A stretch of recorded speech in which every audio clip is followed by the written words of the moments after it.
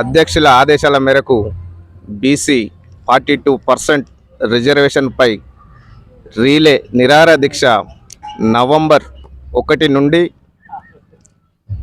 5 వరకు, అంటే ఒక దాదాపు 5 రోజుల వరకు విజయవంతంగా పూర్తి చేసుకోవడం జరిగింది. దీనికి సహకరించిన పార్టీలకు అతీతంగా విచ్చేసి సహకరించిన బీసీ నాయకులకు, వివిధ కుల సంఘాలకు శుభాభివందనాలు తెలియజేస్తూ, ఈ 42% రిజర్వేషన్ ఏదైతే ఉందో అది మాకు వచ్చేంత వరకు ఈరోజు ఓన్లీ నిరాహార దీక్షనే కాదు, రేపు రాష్ట్ర వ్యాప్తంగా జరగబోయే కార్యక్రమం పెద్ద ఎత్తున తీసుకొని మా బీసీలమంతా ఒక్కటై ఒక వేదికపై గల్లీ నుంచి ఢిల్లీ వరకు వెళ్ళడానికి కూడా వెనుక అడుగు వేయబోమని తెలియజేస్తూ, మరి ఈరోజు బీసీ రిజర్వేషన్లు అడ్డుపడేది ఎవరు, ఎందుకు మాకు రాకుండా చేస్తారో మాకు అర్థం అవుతలేదు.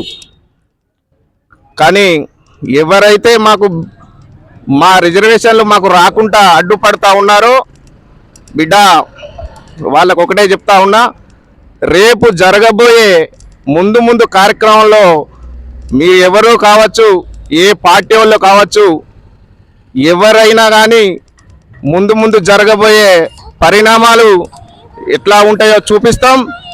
మిమ్మలను బొంద పెట్టే వరకు కూడా మేము వెనకాడకు వేసేది లేదు. ఇన్ని రోజులు మమ్మలను మా ఓట్లు మాయైనాయి, సీట్లు మీ అయినాయి, కానీ ఇప్పుడు అసలే విడిచిపెట్టేది లేదు. ఎంతైనా తెగిస్తాం, ఎక్కడికైనా వస్తాం.